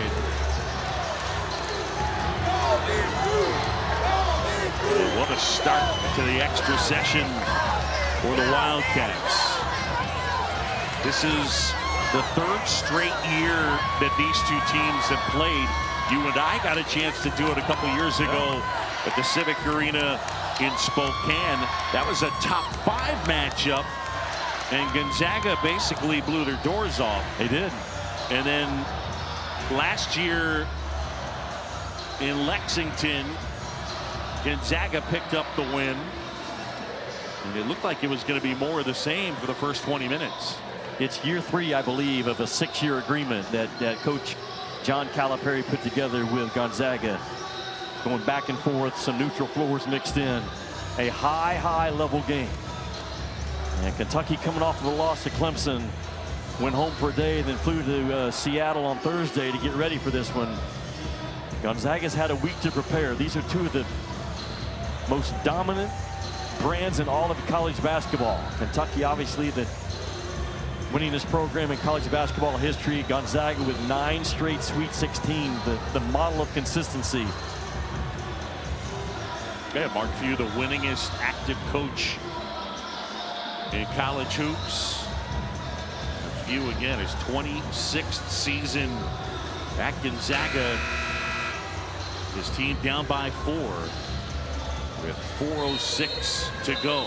But we talked about injuries at the point guard spot. Jackson Robinson for Kentucky has been great here in the second half. He was the first guy ever at BYU to be the leading scorer off the bench. And he followed Mark Pope to Kentucky because he said, Mark Pope changed my life. He and Cody Feger, the assistant coach.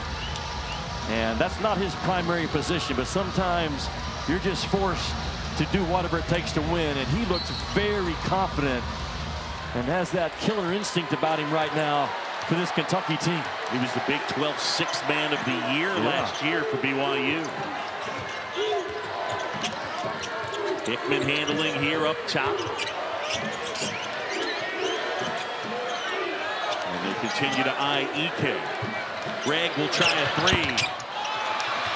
And that one tipped out. Nembhard collects it. Battle will try. And hit Brea. And that one is out of bounds.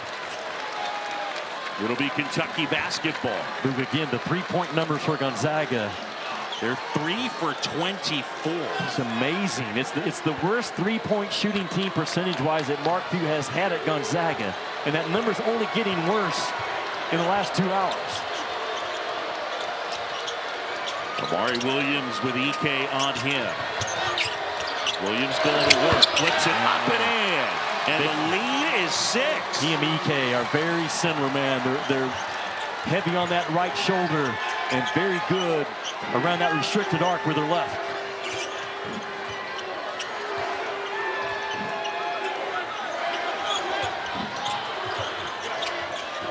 My, how things have changed from the first half. Nembhard inside, a little too strong. Nembhard diving for it. Brea comes up with it. Kentucky with the ball, under 3 to go, and they're up 6. Oweh hesitation. Up and under, and he's fouled. And it'll be Ike picking up his 4th. It's almost like Mark Pope at halftime told his guys, if we lose, we're going to lose going down fighting and being way more aggressive than we were in the first half.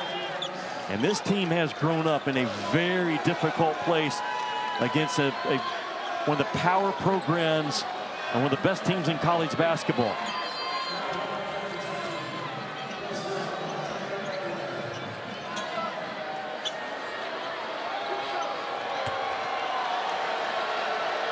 Oweh at the line.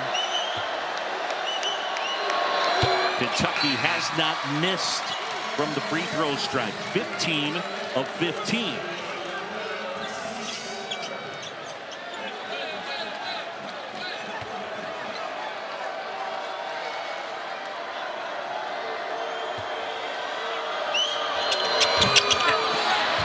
Here's the first miss.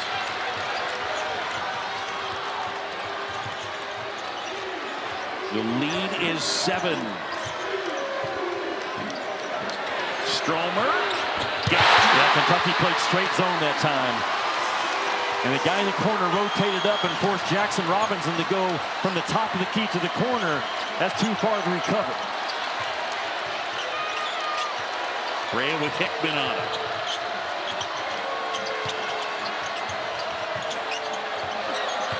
Oweh probing, flips it up off the glass. Little strong. EK rebounds. Can you Zags down 4. Can you get Nembhard in a ball screen and let him go to work? He's the best in college ball off of an on-ball screen.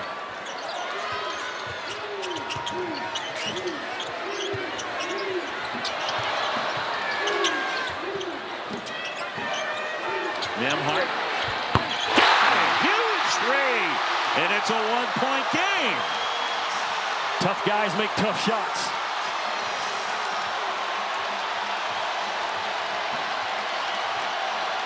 '86-'85 timeout Kentucky. 1:34 to go here in overtime. But Nembhard got in a ball screen and he got a switch, but Kentucky did a good job of staying in front of him. Did not let him get downhill. But first we're going to look at Stromer. No, that's all right. This is Nembhard to start with. That's the shot right there. They got a mismatch, and Williams just not quite quick enough to recover to that reload 3. And the back bounce by Nembhard into the shot. It's the 15th battle in Seattle. Here we come to you from Climate Pledge Arena. John Chambee and Jimmy Dykes. If you're just joining us, where you been? Yeah, and if you're just joining us, Gonzaga led by 16 at the break. Kentucky with a mad fight in the second half without their point guard, Butler, who sat with an ankle injury, without their backup point guard, Kriisa, who started and then in the second half went down with cramping, or at least we deduced as much, but certainly an injury, and hasn't played since. They've gotten great production out of Jackson Robinson, and they lead it by a point with 1:34 to go. And a lot to cover right now, but Kentucky has the possession arrow. Only one timeout, so you remind your guys, if there is a tie ball, don't waste our timeout. It's going to be ours. And that second half by Kentucky has just been really magical to watch, because you're on the road right now in a sold-out arena. And the fight back they've had under man and playing a different lineup than Mark Pope probably figured he'd play tonight. Where is Andrew Carr on this possession? Brea looking for space. There he is. Carr the rebound. And the putback will go. Mark Few calls timeout. Well, Andrew Carr, 19 for Carr. Excuse me, Boog. And Andrew Carr got loose. And the action wasn't for Carr, but you can't forget about him. He's on the left side of your screen right there. And when this shot's taken, there's no one. No one. That's a free run for Carr. And just a breakdown on the glass defensively by Gonzaga. Andrew Carr has been playing lights out in this second half. Transfer from Wake Forest. His official visit, actually, the plane got delayed or canceled. And Mark Pope drove and picked him up 2.5 hours in the car by himself and said, you're a must get for me. And you're seeing why tonight. Carr started his career at his dad's alma mater, Delaware. His dad played at Delaware also, moved on to Wake Forest, and he has made quite an impact here in this game. 88-85, 109 to go in OT. Mark Few called timeout, and he had Nembhard on the bench. Got to assume Ryan will come back in. Possession arrow favors Kentucky. Double bonus. And each team with a timeout. Boog, I think it's worth mentioning again, Gonzaga has a streak of 175 straight games they have won when they've led by double figures at half. They had a 16-point lead in this one at halftime. I guess there's a clock issue. The clock never ran. 2001, 2002, 2003. Probably 3 or 4 seconds should come off of that. Yep. That game clock should probably be set to 1:05, somewhere in that vicinity.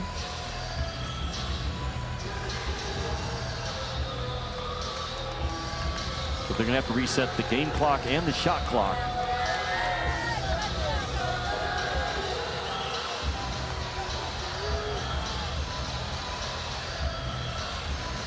Man, these are the kind of games, though, that you learn so much about your team. I mean, Mark Pope, they got knocked around at Clemson on Tuesday night. They got knocked around the first half, and it's almost like he told his guys, we're going to draw a line in the sand right now, and enough is enough is enough. And they're 109 away or 105 away, whatever they end up with, of getting a big-time win here in Seattle. So it's down to 1-2. They count quicker than I do. Well, hey, you know, the Jimmy Dykes internal stopwatch every once in a while. It's hard to speed me up, Boot. It like is. Nemhart.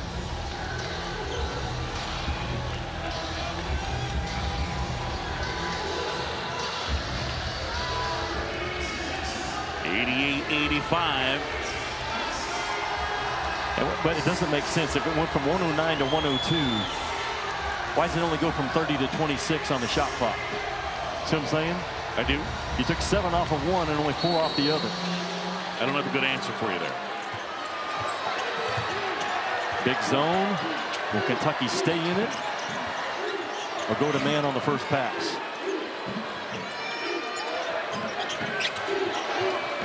Now they're switching man now.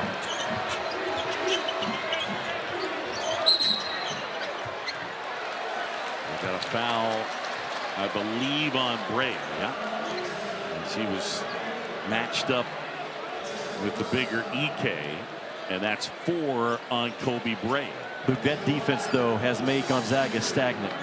You can see them thinking about it right now. Are we zone? Are we man? Or are we running? There's no ball screen action. You've taken away the fastball of Gonzaga if you're Kentucky in the second half with this defensive change.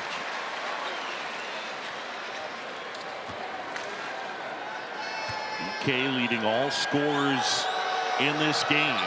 And that one in and out, and that's big. 28 for EK. The lead is 2. I don't think Mark will call a timeout on this one. He might. It's his last one if he burns it. There it is. So 32.9 to go, 88-86. We're in overtime, and Kentucky trying to pull off a big, big win. Andrew Carr in the second half has been a huge factor, and a team laden with transfers, leaning on the transfer from Wake Forest. Well, he's an ideal piece in that Mark Pope offensive system. He wants his bigs to be versatile, play starters, ball screeners, guys that can score outside the three-point line and inside the three-point line. And Carr is exactly that description. Now, what happened when the last time we were in this situation at the end of regulation? He went with Oweh going downhill. And if you're Mark Pope, you're in the double bonus.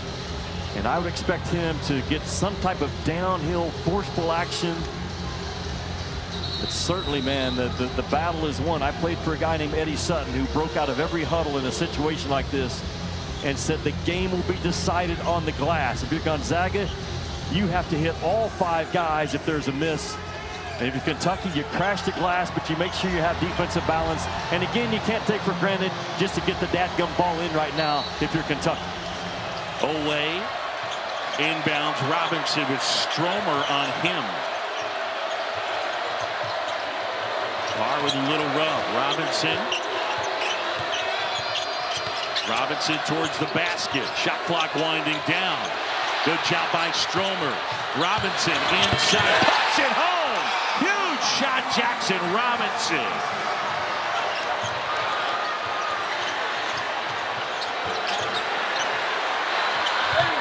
Oh, and a 3 right there by Hickman.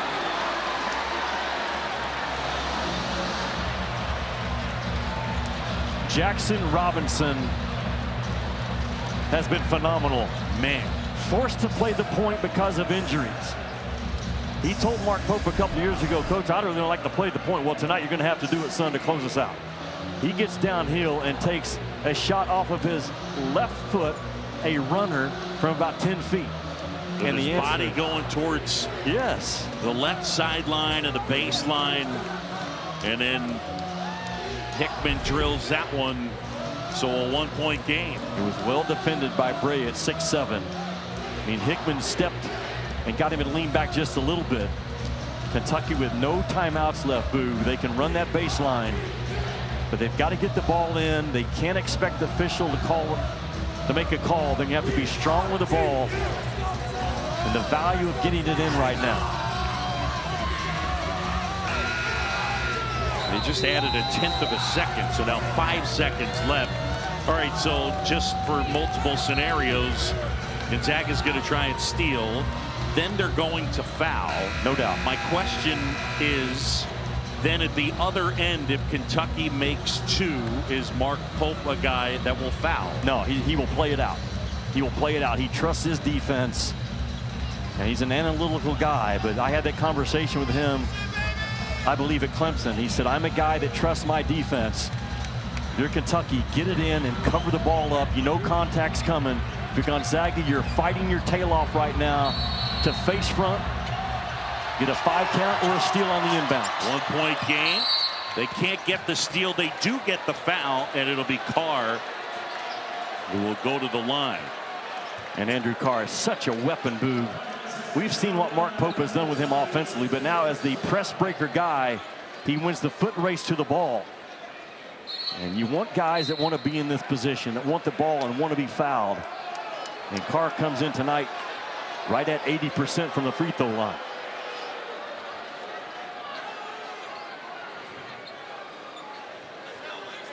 Carr from the line, 3 for 3 in the game.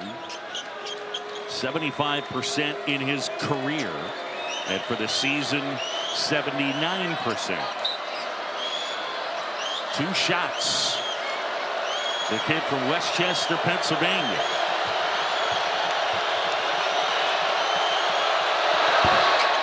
And that one rattles out. That's huge. We know that Gonzaga has time for 3, easily 4 possible bounces of the basketball for a shot to tie it or possibly win it.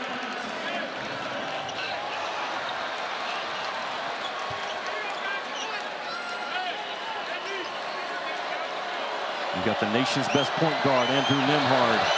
That will be most likely your play initiator. Oh, he missed them both. And now Stromer. Stromer had it stripped away. Loose ball. And that's the ball game. Kentucky wins it 90-89 in overtime. The mad scramble. And how about the Wildcats?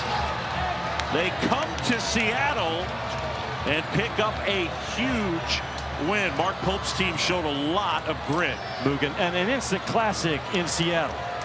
That streak of 175 straight games that Gonzaga has won with a double-figure lead at halftime has stopped, and it's all on the shoulders for the most part of Jackson Robinson, forced to play the point guard position for Kentucky down the stretch, and Andrew Carr.